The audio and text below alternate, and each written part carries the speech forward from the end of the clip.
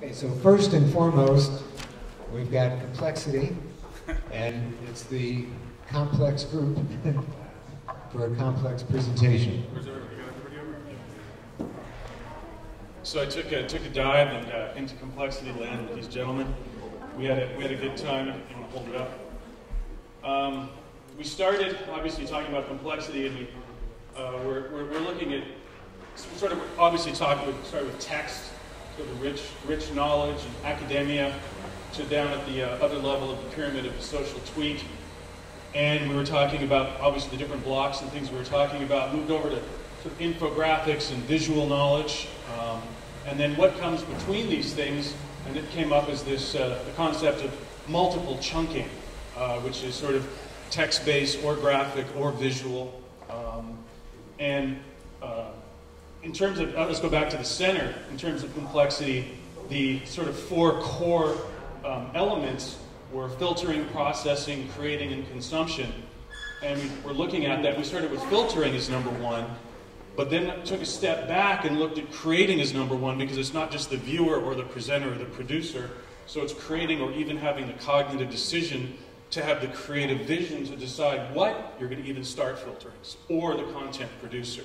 So this would be the beginning of the feedback loop of complexity, or solving the complexity challenge of knowledge or understanding things. Down here is the software element, mind maps. He talked about Infinite Canvas, company that he has out, and we're looking at that and the challenges of that. And I introduced him to Poplet, which is a program I use that's a simplified mind map version that's very fast on an iPad, and the Pearl Trees, which is represented here in the room. Pearl Trees, shout out to Pearl Trees. Hey Wolf, Pearl Trees, shout out. Okay, and use Scan Pro to take a picture of this, which you use, which is in action. And between the software and the visuals was the mental model. So it's mental modeling, right? It's the visual and using the tools to get that going. And over here was task, which we put down, which was a little bit, we didn't do a lot of it right away on it, but then we were adding things, talking about outsourcing, micro, macro, subtasks, and what was between the software and the tasks was iterative processes. And maybe you could tell the language he came up with iterative because it was an ongoing process. I think the big trend is, the big trend is that in the old days you could basically, start a project, begin, lead it through, and then you were done. That increasingly is not the way it's done. You start with something, you get to a partial point, you get feedback, you iterate, you do it again. You have a product that comes out, you have the beta or the alpha, and you do it to a test market, and then you do it to the next market. Learn as you go along. I think every industry, no matter where you're at, is having to learn how to do iterative processes. And some of our old industries of how to represent complexity and stuff, you don't have that same kind of iterative processes for, as developed for some of the things we need to solve. Cool. And then going around the relationship between tasks and the text area was actionable language, and I also tied that into leadership, or the language of leadership, ontological models of leadership and languaging to get things done in an organization or a community. So that's kind of, I think I've pretty much gone over anything. Did I miss anything, or is that pretty much, any quick questions, anything come up, any quick pops? I think the key insights was, we ended up with these four corners fairly quickly of, text, visual, software, and then task. But where the real kind of interesting stuff was when we tried to, we very quickly said, oh, well, multiple chunking, different ways of chunking the information. We can do that with text, we can do that with visual.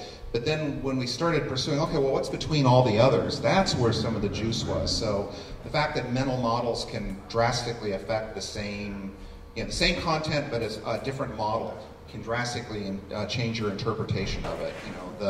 The iterative processes between the software and the tasks. I mean, you can do GTD, you can do Gantt, you can do any one of a number of iterative processes, and they can have an effect on it. And then our last one was, okay, well, what's between text and task? And that took a little while, but we realized one of our real problems is, who was it that mentioned about the end of message and Yeah, so there were just a number of things you could learn how to do to have a more precise language about you don't need to respond, or I do need a response, or that just made dealing with complex information and creating complex information easier.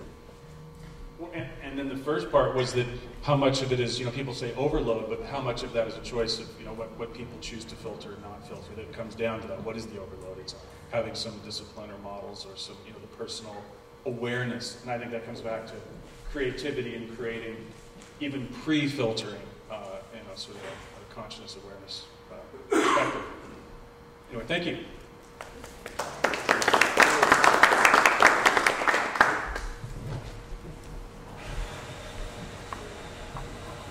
Now we're going to have the personal productivity folks come up. Let's see. You're the information filter.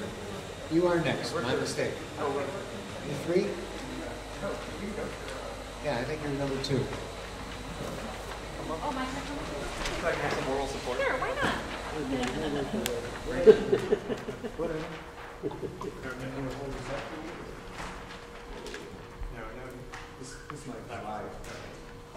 No need to hold that up. This is just illustrative of the problem that we have trying to consume a lot of information and filter it. So in the spirit of Cliff's suggestion earlier about how to present something, we're going to tell a story.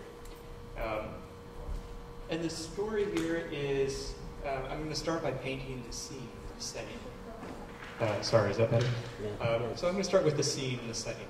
The scene is early 16th century, and there's a monk who, in what you might consider one of an early blog post, writes, and I have to give credit to a colleague of mine at Google, Dan Russell, for first pointing me to this. He writes about this newfangled technology, printing press, which is threatening to undermine civilization. And the narrative goes like this. Suddenly it is much cheaper to produce information and send it everywhere. Copies of texts are multiplying rapidly. Suddenly the amount of information that any random person has at their fingertips is exploding exponentially. People cannot make sense of this anymore. It's just too much. People are not going to have time for original thought. They're going to feel overloaded. In short, civilization will perish, the Dark Ages are coming, and we should just, as Jared pointed out, go and make beer, which is what the monks did. It seems to relate that story to the current situation and to kind of set out the problem. What really happened here was a change in the balance between publishing of information and consuming the information, where suddenly the economics of publishing information changed in a fundamental way. It became cheap to replicate these texts that previously had to be manually scribed very painstakingly, and 500 years later, we're repeating history and bumping up against the same problems because the other side of that dynamic, that balance, the filtering, hasn't been met by the same technological challenge, or if it is, it's just in its infancy by comparison. So that's where we kind of ended up situating ourselves in thinking about this problem. We then talked about where do we want to get to? And I think maybe, Donna, you want to just describe what we talked about there? Yeah, so where we want to get to is managing the tension between findability, where one of our colleagues talked about in some professions there's still being a real tension between finding exactly that information because they don't want to lose out. So we talked about FOMO, fear of missing out, and how that's an issue in some occupations, where a lot of other people are still very interested in just having less, and that finding the right balance in that dialectic is probably where we are now. Yeah, I think that sounds right. I think there was a lot of debate actually about do we have, in some ways, the topic of professional information, doctors, what lawyers need, came up, and actually, ironically, as much as so many of us feel overwhelmed by the amount of information, the quality of the information, the curation processes that existed even in organizations in the 70s and 80s aren't there anymore because they're expensive and there's so much to cope with. So when we think about our utopia, it was really matching the available bandwidth that we have to spend on friendships, relationships, work, to each of these different activities and not letting any one of them overwhelm us. And that really came down to, I think, self-regulation, knowing where that, as one of our folks described at the table, where that efficient frontier is of knowing when to stop consuming the information and move from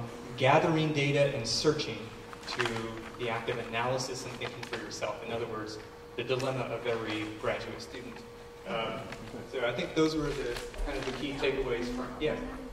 We pointed out in this utopia that people would be more information literate. So we had a librarian in our group who pointed out the fact that all of this is kind of meaningless without understanding that we, regardless of any technology, have to understand what is high quality information amidst the high quantity. Yeah, and so we mirrored the last group in terms of the self-awareness, which I think is linked to the information literacy. Any other questions? Questions then? Okay, yeah, we didn't actually spend time talking about software and filtering very much, which I was fully expecting to do, but it's a topic we agreed to save for another day. Thank you very much.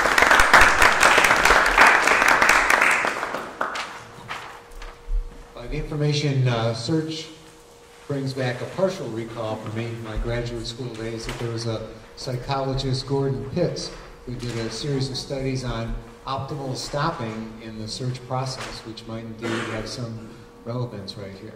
Great. Well, thank you. And now we've got our last and not least, maybe most interesting perhaps, is the productivity group. So you're going to be the... Please. We got nothing done. So at the end of this presentation, we're going to measure their productivity on a scale of 1 to 10. That could be difficult. So the personal productivity group had a lot of forming. You think about Bruce Tuckman's stages of group development. We did all 4 stages. We haven't really adjourned yet. I speak very fast. I'm saying to the screen ahead of time. I speak very fast, so slow me down. Tell me to slow down. We did a lot of forming and storming because in the center of productivity, we were trying to answer the question of where to start from. So we talked about solutions first, both tech or training, given all our backgrounds in the group. And then we also talked a little bit about language being the problem. And this really got us into a lot of directions about the results for our group. So let me talk about the results of our group with the 3 R's. That way I can remember them in my head for being a speaker. The first R is relationships. The second R is roles. And the third R, which on the board behind me, I just forgot, is research. So relationships, roles, and research. When we were talking a lot about language being the problem, it came to this idea of relationship management, how certain phrases we use to define and outline tasks are based on the relationships we have in that group, or within ourselves, the relationship we have with our bosses, our peers, and our subordinates. So relationships and how we define those relationships define how we can be productive. Because really, like we talked about this morning, productivity is a very qualitative definition. We like to make it seem like an episode of Office Space, but it doesn't work out that way. So relationships are first. Second, roles. So with the Grossman Group example this morning, we had this huge conversation about group behavior, group norms. And we felt that it's interesting, there isn't a lot of talk or agreement about common roles. We had our rescue time rep in the back as well, who's also looking at their metadata to try to define roles within their platform. So you have that example, the IDX example of there should be, whether it's MBTI style 16 roles, but some set of roles that we can start from, that we can typecast, because we'll be typecasting, and then we can optimize from. So we talked a lot about roles, how we can benchmark roles, how some roles are single-tasked, and we talked about a writer needing as much time as possible to focus on writing versus the millennials who are multitaskers. We talked about what makes urgent and important work. What defines urgency and importance?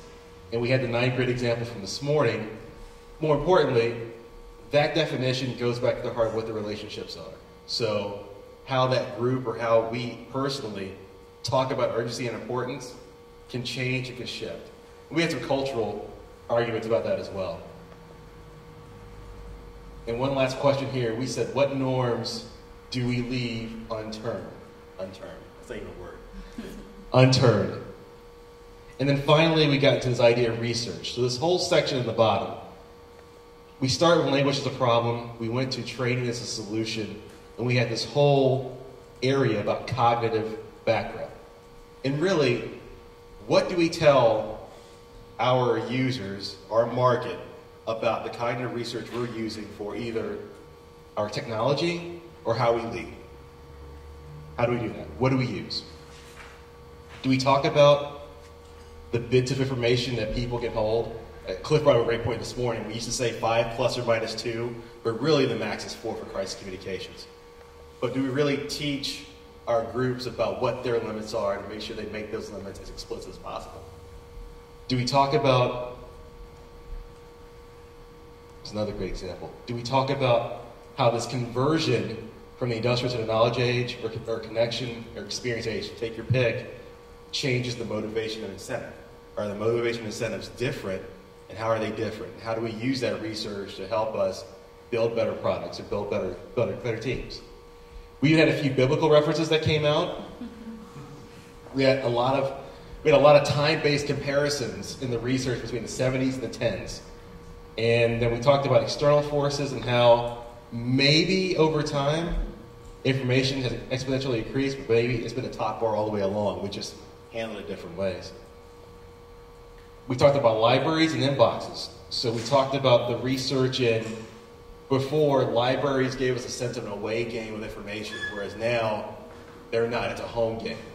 So research is a big component too. So for us, for the solutions of productivity, we went back to the 3 R's. We went to this idea of defining relationships explicitly.